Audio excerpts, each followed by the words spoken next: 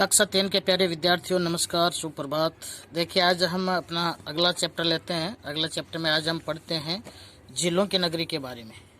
देखिए, झीलों की नगरी के बारे में आज हम पढ़ रहे हैं। झीलों की नगरी के बारे में अच्छी तरीके से हम पढ़ते हुए देखिए, लेखक कहता है झीलों की नगरी के बारे में आपने सुना होगा। उदयपुर को कहते हैं झीलों की नगरी। क्या कभी आपने कोई झील देखी है? यदि हाँ तो बताइए, आपने कौन कौन सी झीलें देखी है, कहाँ पे देखी है, या फिर अपने घर वालों से झील के बारे में जानकारी प्राप्त कीजिए कि झील क्या होती है। झीलों की नगरी के बारे में आपकी क्या जानकारी है, इसके ऊपर भी आज हम अध्ययन करते हैं। देखिए, इसको आज हम पढ़ते हैं। गर्मियों की छुट्टियों के बाद विद्यालय वापस खुला। प्रथम दिन था। सभी विद्यार्थी गर्मी की छुट्टियां बिताकर लौटे थे। कक्षा में आते ही अध्यापिका ने पूछा, कैसी रही तुम्हारी छुट्टियां? कौन कौन कहाँ घूमने गए थे? सभी बच्चे बताने लगे कि कौन कहाँ गया था, लेकिन कुंदन चुप था। कुंदन चुप था इसलिए कि उसने उदयपुर की सैर की थी। जब अध्यापिका ने पूछा तो कुंदन ने सभी बच्चों से एक ही प्रश्न पूछा कि झीलों की नगरी किस शहर को कहा जाता है? झीलों की नगरी किस शहर को कहा जाता है? उसे कुछ दिन पहले ही संसार के सबसे सुंदर नगर में शामिल किया गया है। और वैसे भी झीलों की नगरी जो राजस्थान का एक प्रसिद्ध शहर है, उसको संसार के प्रसिद्ध शहरों में शामिल किया गया है। सभी बच्चे पहले तो चकरा गए कि किसको कहा गया, फिर बताने लगे। कोई कश्मीर बताता है तो कोई भोपाल, कोई लखनऊ, लेकिन कुंदन कहता नहीं। अंत में सभी बच्चों ने हार मान ली। तब अध्यापिका ने कुंदन से ही बताने के लिए कहा। कुंदन मुस्कुराते हुए बोलने लगा कि राजस्थान में स्थित उदयपुर को झीलों की नगरी कहा जाता है।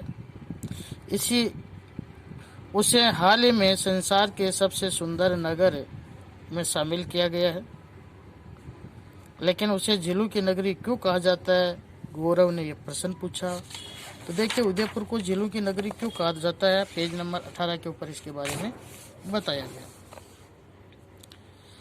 देखिए, हमारे उदयपुर में बहुत सारी झीलें हैं, जैसे पिछोला झील, स्वरूप सागर झील, गोवर्धन सागर, फतेह सागर, दूध तलाई, रंग सागर, कुमारी तालाब आदि।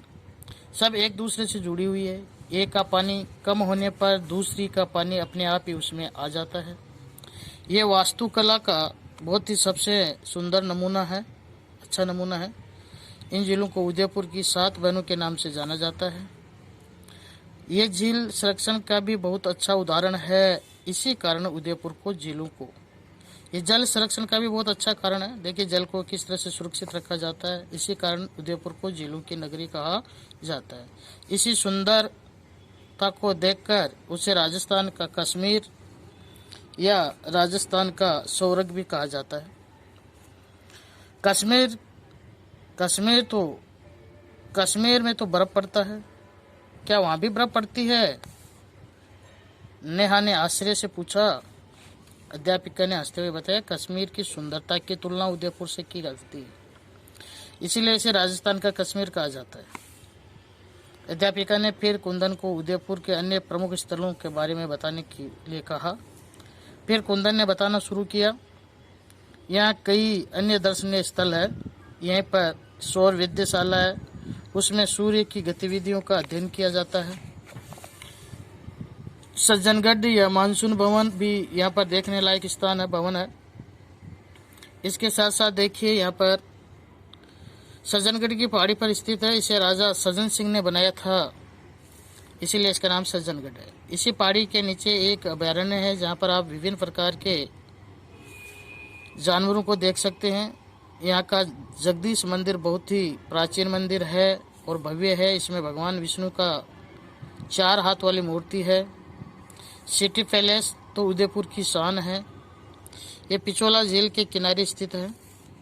इस भव्य इमारत को महाराणा उदय सिंह ने बनाया था, जिसके नाम से इस नगर का नाम है उदयपुर। फिर तो उदयपुर घूमने के लिए काफ़ी अच्छी जगह है। तुम तो घूम आए कुंदन, हम अगली बार वहाँ ज़रूर घूमने जाएंगे, सिमरन ने कहा। अध्यापिका ने कहा कि ज़रूर, हम सबको वहाँ जाना चाहिए। इससे हमें अपने देश के बारे में पता चलता है, साथ ही वहाँ के लोगों के बारे में, रहन सहन के बारे में भी जानकारी मिलती है। तो इस तरह से ये उदयपुर के बारे में एक पाठ था, निबंध था। आप सबने इसको अच्छी तरीके से पढ़ना है। इसके साथ ही देखिए, आज आपको कॉपी के अंदर जो शब्द लिखने हैं, वर्तनी के शब्द लिखने हैं, दिए गए शब्दों का अभ्यास करने हैं। पिछोला, गोवर्धन, कश्मीर, विद्याशाला, दर्शनीय, मानसून, जगदीश, प्राचीन और महाराणा, ये शब्द आपको अपनी कॉपी में लिखने हैं। इसके साथ ही होमवर्क के अंदर आपको करने हैं, अगले वाले पेज से आपको लेना है। देखिए, इसके अंदर लिखना है चंद्रताल।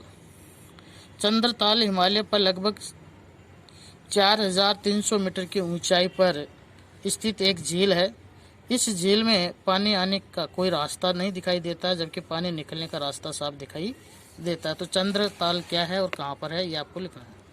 आओ करें एक, आज इसके अंदर आपको होमवर्क में करना है। आओ करें एक की होमवर्क के अंदर ये कार्य आपको करना है। आज के वीडियो में इतना ही। अगले वीडियो में अगले प्रश्नोत्तर पर बात करेंगे। तब तक के लिए नमस्कार।